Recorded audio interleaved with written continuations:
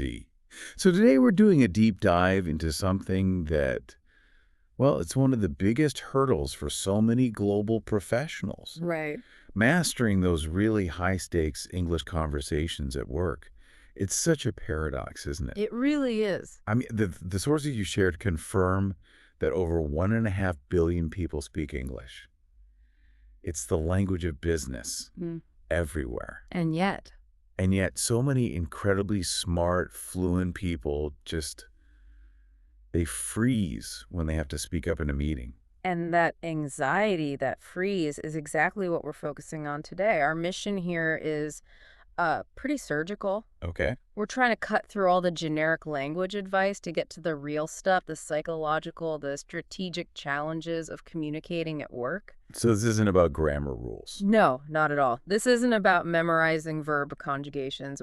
We're pulling out the core, maybe even unconventional insights from these sources to give you a real shortcut to feeling confident. And the sources jump right into this core problem, which we're calling the language confidence gap. Exactly, the language confidence gap. It's not a fluency problem, right? Right. It's you can understand everything, you can read all the reports, but the second the spotlight hits you, That's when the fear kicks in, the fear of making a mistake. It's really performance anxiety, just, disguised as a language problem. and it's a huge problem. I was shocked by the numbers. Oh, the scale is massive. The studies we looked at show this fear of speaking affects nearly half, almost 50% of professionals who are, for all intents and purposes, fluent in English. 50%. 50%. They have the great idea, they know the answer, but they let that moment pass. And that can seriously impact your career. That feels like such a professional tragedy, really. All those amazing ideas just lost. Precisely. So if we're going to break through this, the very first aha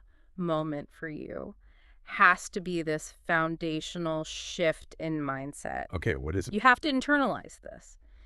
The goal in professional English is clarity, not perfection. Clarity, not perfection. Yes. The moment you stop trying to sound native or worrying about every tiny error, and instead you just focus on making your idea simple and direct, well, that's when the pressure just evaporates. Okay, let's unpack this then, starting with section 1, because the sources suggest the solution might not even be about the words we use. Right, which is so counterintuitive. It really is. Yeah. And this is where it gets super interesting. There's this shocking statistic that says 93% of communication is nonverbal. 93%. It's almost hard to believe when you first hear it. I know, right? 93. So what does that actually mean? Well, when you look at the studies, that number includes your tone of voice, your body language, facial expressions, basically your whole demeanor. And what's fascinating is how this immediately shifts the power dynamic in your favor. How so?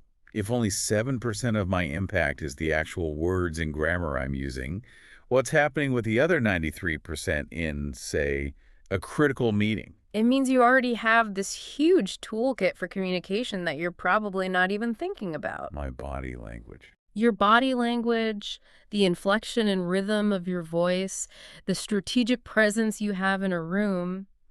The sources really emphasize that these things can make a bigger impact than the specific words you choose. So, confidence is universally understood, even if an accent isn't. Exactly.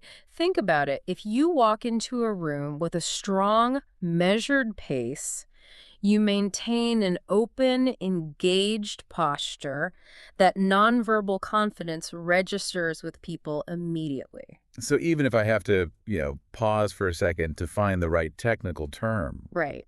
the confidence I'm showing with my posture and my tone can actually override that little hesitation with my words. It absolutely can. Those nonverbal signals communicate trust, authority, professionalism. Your colleagues are evaluating those things instantly, way before they've even finished processing your sentence. That's hugely empowering. It is, because you can adjust your posture and your tone today, right now. You don't have to wait months to perfect your vocabulary. You get immediate control over most of your communication effectiveness. Wow. Okay, that realization alone could make a huge difference. Yeah. But Let's move to a topic that's a bit more uncomfortable, but really critical to talk about. Accent bias. Accent bias. Yes. It's a complex and very real thing. We can't just focus on your personal performance without acknowledging the external issues that exist in global workplaces. And the sources are very clear. Accent bias is real, and it can be a major barrier to your career. The evidence on this was pretty stark. We're often told if you're fluent, you're fine. But the study shows something different. They do. They show that people with what others perceive as stronger or non-native accents are often overlooked for promotions, and that's even when they are fully fluent and highly skilled. There was one specific finding we should probably mention. Yes, to ground this conversation. A study from the University of Glasgow found a direct correlation. It showed that strong accents are associated with fewer promotion opportunities, and that's regardless of the person's actual performance. That is a case. That's a tough thing to hear. Mm. So how do you process that without just getting demoralized? Why does it even happen? Well, the sources suggest it's about perception, not reality. Listeners sometimes use a little more cognitive energy to process an accent they're not used to. And their brain takes a shortcut. Exactly, an unfair cognitive shortcut.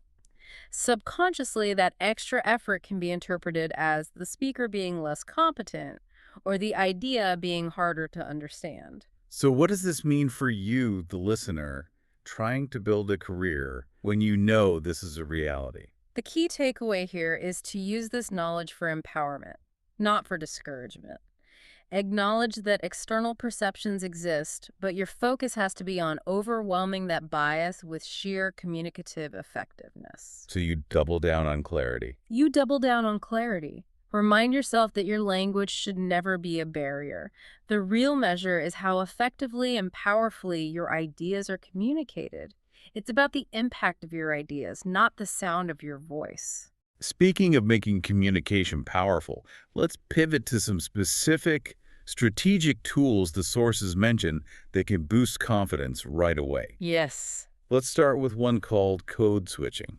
Right. And many people who learn English as a second language are actually taught that code switching is a bad thing. You mean mixing languages in one conversation? Exactly. They're told it's unprofessional or a sign of weakness, but the sources show the complete opposite can be true, especially in diverse global teams. That is a total reframing. Okay. But isn't that a bit risky? If you're trying to prove your professional English skills, won't mixing in another language undermine that? That's the critical question, and the key is strategic code switching. It's not about giving up on English, it's about using it as a bridge. A bridge. Okay, give me an example. Sure. Imagine you're in a meeting with a multicultural team. Some of them share your native language. If you strategically insert a common phrase or a quick joke in your shared language, it can instantly lower the formality and show some cultural intelligence. Can you give us a concrete workplace example? Absolutely. Say you're in a meeting with German colleagues and one English-speaking manager. After you explain a complex idea in English, you might turn to your German colleagues and ask, "Stimmt das so?" Is that right? Right, before you switch back to English. In that moment, you've signaled inclusivity. The sources show that people who do this build stronger rapport and trust. It makes the conversation feel more natural and less like a high-stakes exam. So you're turning what could be seen as a mistake Yeah. into a tool for connection. I like that. Exactly. Now, what about the second tool? This one is completely counterintuitive, the power of silence. Yes. We're so conditioned to think that speed equals fluency in English. There's this deep fear of silence. You think if you pause, people will assume you don't know the answer. But the sources say silence is a secret weapon. Your secret weapon. So you're saying we should actually slow down. Where do you use this pause? The most powerful place is before you begin speaking. Yeah. Right after someone asks you a question. That little moment of silence, just 2 or 3 seconds, is a huge psychological and physical intervention. What does that look like in practice? So your boss asks you a complex question. Instead of rushing to fill the air with an or starting to stammer, you just take a breath, you make eye contact, and you pause. And what does that signal to everyone else? The data is clear on this. That small strategic pause makes you appear more thoughtful, more confident, and just more professional. It stops that panicked impulse to rush, and it signals control to you and to your audience. And it gives you a second to think. It gives you a second to organize your thoughts for a much higher impact answer. You sound intentional because you are being intentional. And if we link this back to what we said earlier, Yeah. that pause is where you let the 7%, your words, catch up with the 93%, your nonverbal confidence. That's a perfect way to put it. You're projecting authority while you organize your thoughts. It's a total game changer. Okay, let's shift to application. Specifically, networking and small talk. This is where that confidence gap can feel like a giant chasm. Absolutely. These conversations feel low stakes, but they are so crucial for your career. And the sources say non-native speakers often avoid them, right? And they do. The fear of making a small mistake in a casual, unstructured setting is what stops them from even starting a conversation. So they just stand in the corner while everyone else is making connections. So if starting is the problem, Yeah. what are some simple, practical tips we can pull from the sources to get over that hurdle? The goal here is simplicity. You don't need some brilliant, witty opening line. Just start with low-risk, open-ended questions. So instead of "Are you busy?", which just gets a yes or no. Exactly. That kills the conversation. You want to open the door. So what are some good go-to phrases for that? Simple things that invite a real answer. How's your day going? Is basic, but it works. Or if you're at an event, you could try something like, what's your opinion on what the keynote speaker said? So you're immediately shifting the focus from your English to their opinion. Precisely. It's a low-risk way into a high-reward activity. You're showing genuine interest. And I love that. It's not about what you say, Yeah. but how you say it, with confidence and interest. And remember, networking isn't about having perfect English. It's about making the other person feel heard. Active listening is often way more important than how fluently you speak. Okay, so we've covered the psychology, the biases, and the tools. Let's try to synthesize all of this into 3 core, actionable tips for everyone listening. Let's do it. Tip number 1, which we hit on early, clarity over perfection. Yes. You have to ditch that internal editor that's obsessing over every little grammar mistake. The sources are so clear about this that obsession creates anxiety, and anxiety is the root of the confidence gap. So just focus on the message. Just focus on getting your message across clearly. If your colleague understands your idea, you have succeeded, period. Okay. Tip number 2 for effective communication. Active listening. This is how you show confidence without even talking. Great communication is about understanding and responding thoughtfully to other people. So stop just waiting for your turn to speak. Stop waiting for your turn. Instead, try paraphrasing what your colleague just said before you give your opinion. What would that sound like in a meeting? It could be as simple as, okay, so if I understand you correctly, you're suggesting we prioritize X over Y, is that right? Right. That simple act shows you're listening, confirms you understand, and it buys you a moment to frame your own response perfectly. It's an incredibly powerful skill. And finally, tip number 3. This is about building the muscle memory outside of the big meetings. Consistent practice. You absolutely have to. Consistent practice is what shrinks that confidence gap over time. Listening to English podcasts like this one, using conversation apps, these are essential. So find ways to integrate it into your day. Yes. Whether you're driving, at the gym, whatever. That consistent exposure makes the language feel more natural and way less scary when you actually have to use it in a professional setting. So what does this all mean?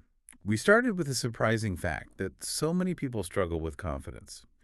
And we found that mastering business English, it's really more about psychology and strategy than it is about grammar. Exactly. It's about overcoming that confidence gap. And leveraging the nonverbals, that Mm. powerful 93%, and using strategic tools like pauses and code switching.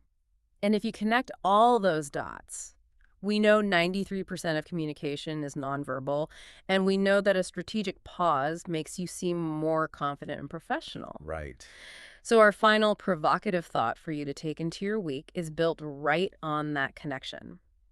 If confidence comes from control, how can you practice integrating silence, that moment of intentional control, into your daily English conversations before you respond?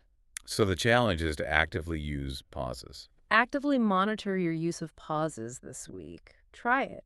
Use that silence as a professional tool and just watch how it transforms how people perceive you. That is a perfect, actionable challenge to end on. Thank you for joining us for this deep dive. We really hope this gives you the concrete strategies you need to speak up and lead at work. Until next time.